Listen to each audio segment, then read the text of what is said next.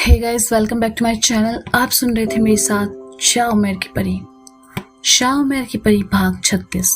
शहर धनबाद में। परी, अब तो तुम खुश हो ना? तुम्हारा उमेर तुम्हें मिल गया। आशिफ झूठी हंसी चेहरे पर लाकर कहता है, हाँ आशिफ, अब मैं बहुत खुश हूँ, मगर उमेर तुम यहाँ कहाँ रहोगे? परी ने कहा। हाँ परी, तुम एक जिन से पूछ रही हो कि वो कहाँ रहेगा? आशिफ हंसते हुए कहता है। उफ आशिफ, इतनी जोर से हंसोगे तो मम्मी पापा उठ जाएंगे। परी ने कहा, ओके मैं नहीं हंसता, मगर तुम एक सवाल मत पूछो। उमेर, तुम मेरे बगीचे में एक आम और नीम का पेड़ है। तुम उन दोनों में से किसी भी पेड़ पर रह सकते हो। और हाँ, शादी के बिना परी के साथ रहने मत लग जाना तुम। आशिफ उमेर से कहता है, मगर ये पेड़ पर क्यों रहेगा? आशिफ, ये तुम कैसी बातें कर रहे हो? परी ने चिढ़ते हुए कहा। परी, आशिफ, मुझे लेकर तुम दोनों झगड़ो मत। मैं हवा की तरह हूँ, कहीं भी रह सकता हूँ। उमेर ने कहा। अच्छा ठीक है परी, अब मैं चलता हूँ, तुम दरवाज़ा बंद कर लो। आशिफ ने कहा। ठीक है, परी ने कहा। आशिफ के जाते ही परी जैसे ही दरवाज़ा आहिस्ते से लगाकर अपने कमरे में जाने के लिए मुड़ती है, उसे सामने हसन जी खड़े दिखाई देते हैं। परी बेटा, ये सब क्या है? इतनी रात में आशिफ तुम्हारे कमरे में क्या कर रहा था? हसन जी हैरान और परेशान होते हुए कहते हैं। पापा, वो मैं परी अटक कर अपनी सफाई देने की कोशिश करती है, मगर कहे भी तो क्या कहे। उसके पापा ने जो देखा वो बर्दाश्त करने के बाहर था। ठीक है, जाकर सो जाओ, हम सुबह में बात करेंगे। हसन जी ने वक्त की नज़ाकत को समझते हुए कहा तो परी खामोशी से सर झुकाए अपने कमरे में चली जाती है। तुम इतनी परेशान क्यों हो? आशिफ ने कुछ कहा क्या तुमसे? उमेर परी को परेशान देखकर कहता है। वो पापा ने आशिफ को देख लिया था जाते हुए। वो कितना गलत सोच रहे होंगे मेरे बारे में। आज मैंने अपने पापा की नज़रों में खुद की इज्जत को गिरते हुए देखा। वो मुझे अजीब नज़रों से देख रहे थे उमेर, परी ने परेशान होते हुए कहा। तुम परेशान मत हो, तुम्हारे पापा कुछ भी गलत नहीं सोचेंगे। चलो सो जाओ, रात बहुत हो गई है। उमेर ने कहा। तुम यही रहो मेरे पास, कहीं मत जाना। परी ने कहा। हाँ, नहीं जाऊंगा, तुम्हारे पास ही हूँ, चलो आंखें मूंदो। उमेर ने परी के सर पर थपकी देते हुए कहा। वो थोड़ी ही देर में सो जाती है। उमेर को भी काफी दिनों बाद नरम बिस्तर नसीब हुआ था, इसलिए वो भी परी के पास ही सो जाता है। परी उठो, दिन चढ़े नहीं सोते, चलो उठो, हसन जी ने कहा तो परी फौरन उठकर बैठ जाती है। जी पापा, उठ गई, परी ने कहा। जल्दी से उठकर वह अपने कमरे को ठीक करने के बाद नहाकर फ्रेश होकर डाइनिंग टेबल के पास आकर बैठ जाती है, जहां हसन जी खामोशी से बैठे होते हैं। तभी अचानक नादिया जी गुस्से में आकर परी पर टूट पड़ती है।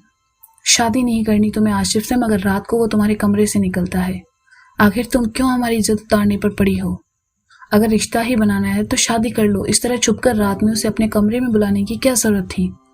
कौन सा हम शादी से इनकार कर रहे हैं? मम्मी, आप मुझ पर ऐसे चिल्ला क्यों रहे? आज से पहले कब आपने मुझे कुछ गलत करते देखा? बताओ, मैं क्यों कुछ गलत करने लगी? तुम चुप रहो, मैं बात करता हूँ। देखो बेटा, हम तुम पर उतना ही भरोसा करते हैं जितना पहले करते थे। बस सच क्या है हम जानना चाहते हैं, हसन जी ने कहा। परी शर्मिंदगी से सर झुकाए सुनती रहती है। उसे कुछ समझ नहीं आ रहा होता कि वह अपने मम्मी पापा से क्या कहे।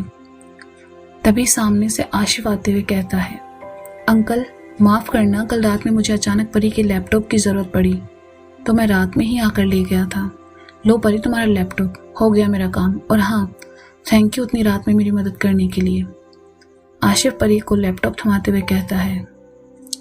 मगर आशिफ, तुम्हें अचानक आधी रात में परी के लैपटॉप की जरूरत क्यों पड़ी? हसन जी ने सवालिया नजरों से देखते हुए कहा। परी, वापस देना लैपटॉप। अंकल को दिखाना है कि आधी रात में मैं क्यों अचानक आकर तुमसे लैपटॉप ले गया, वरना अंकल और आंटी हमें गलत समझेंगे। आशिफ ने कहा तो परी ने लैपटॉप उठाकर उसे दे दिया। कैसी बात कर रहे हो बेटा, हम क्यों शक करेंगे? वो तो बस हम कहना चाह रहे थे कि अगर तुम दोनों के बीच ऐसी कोई बात है तो हमें बता दो। हम वैसे भी तुम दोनों की शादी करना चाहते हैं। नादिया जी ने कहा। मम्मी, कैसी बातें कर रही हो आप? जब आशिफ ने आपको बता दिया कि वो लैपटॉप के लिए आया था तो फिर आप शादी की बातें क्यों कर रही हो? रिलैक्स परी, मैं बात कर रहा हूँ ना।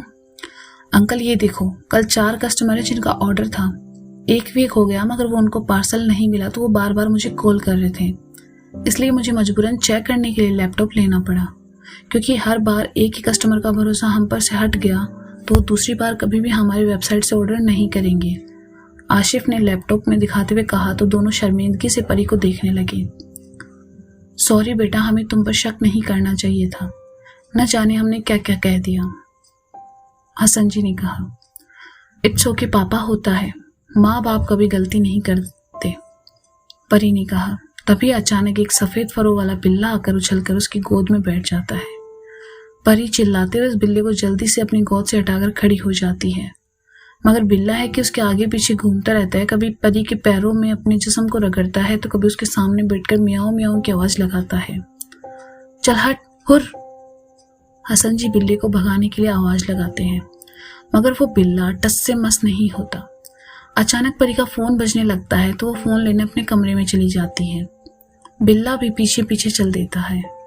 तुम मुझे पहचान नहीं रही हो, अपने पापा से पिटवाने का इरादा है क्या? देखो कैसे हट हुर कर रहे हैं, उमेर अपनी असली शक्ल में आते हुए कहता है। या अल्लाह उमेर, अब मुझे क्या पता कि तुम बिल्ला भी बन सकते हो, परी ने चौंकते हुए कहा। अब तुम्हारे अम्मी पापा के सामने मैं अपने असल हालत में तो आने से रहा, इसलिए बिल्ला बनकर तुम्हारे सामने तुम्हारी गोद में बैठ गया। उमेर ने बहुत शरारती हो तुम, परी ने उमेर के गाल खींचते हुए कहा। वो तो मैं हूं, मेरी बहनें भी कहते हैं और अब्बा भी। कहते हुए उमेर रुक जाता है और एक उदासी उसके चेहरे पर फैल जाती है। उदास क्यों होते हो? मैं हूं ना तुम्हारे पास, और तुम देखना ये सजा जल्द ही खत्म हो जाएगी, तब तुम अपने परिवार से मिल पाओगे, परी ने कहा। परी बेटा आ जाओ, नाश्ता कर लो, आशिफ भी तुम्हारा इंतजार कर रहा है। हाँ अम्मी आई। उमेर चलो तुम भी नाश्ता कर लो, परी ने कहा। ठीक है तो उठाओ मुझे अपनी गोद में, कहते हुए उमेर फिर से बिल्ला बन जाता है। परी उसे गोद में उठाए प्यार करती हुई डाइनिंग टेबल के पास आकर चेयर पर बैठ जाती है। लो, अभी तो तुम इस बिल्ले से डर रही थी और अब इसे गोद में उठाए हो, आशिफ ने कहा। मैं तो मजाक कर रही थी, देखो कितना क्यूट है ना ये, मम्मी आप जरा इसे कटोरी में दूध देना, परी ने बिल्ले को डाइनिंग टेबल पर बिठाते हुए कहा। जितना इस बिल्ले के साथ एंजॉय करना है कर लो परी, क्या पता कब कहाँ गायब हो जाए, आशिफ कहता हुआ उठकर चला जाता है। उसने ऐसा क्यों कहा कि तुम गायब हो जाओगी, परी बिल्ले से कहती है तो वो उसे जवाब में म्याऊ म्याऊ कहता है। दूसरी दुनिया, जाफरान कबीला।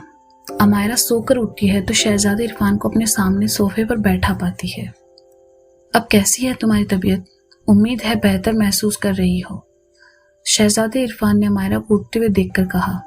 जी अब बेहतर है, अमायरा अपने सर पर पल्लू रखते हुए कहती है। कल जो कुछ भी हुआ उसे लेकर तुम्हारे मन में सवाल होंगे तो मैं चाहता हूँ सबके जवाब तुम्हें बिन पूछे ही दे दूं, शहजादे इरफान ने कहा। उमेर भाई को आपने सजा क्यों दी? जब हम सब रिहा हो सकते थे तो फिर वो क्यों नहीं, उमेर ने कहा। अमायरा सुनो, अगर मैं उमेर को इंसानी दुनिया में भेजने की सजा नहीं देता तो फिर अब्बा उसे कोई और सजा सुना देते।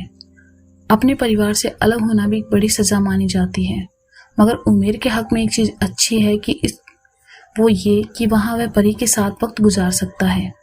मैंने उसे समझा दिया है कि वो वहां परी के अलावा किसी और पर भरोसा ना करे और जितना हो सके इंसानों की नजर में आने से बचे, शहजादे इरफान ने कहा।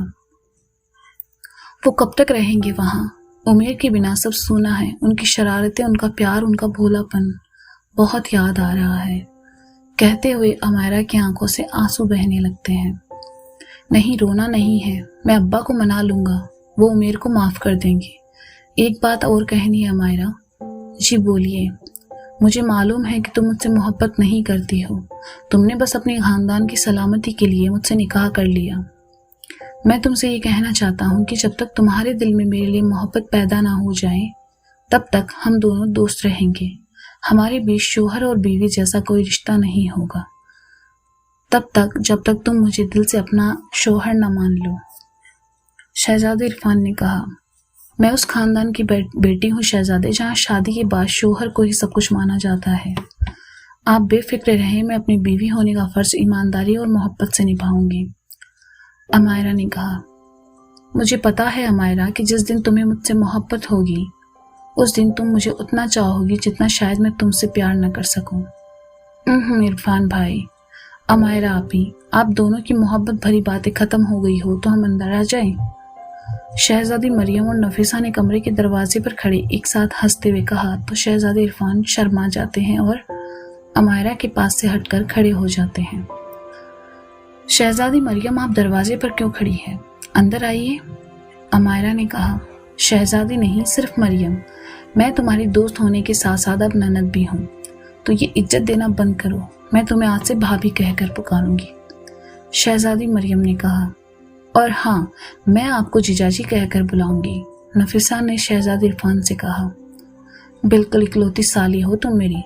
अच्छा चलो अब सब बात करो, मैं आता हूँ, शहजादे इरफान कहते हुए कमरे से बाहर चले जाते हैं। सलाम अब्बा हुजूर, कैसे हैं आप? मैंने आपको महल में हर जगह तलाश किया और आप यहाँ बैठे हैं, शहजादे इरफान शहंशाह के पास आकर कहते हैं जो बगीचे में खामोश बैठे थे।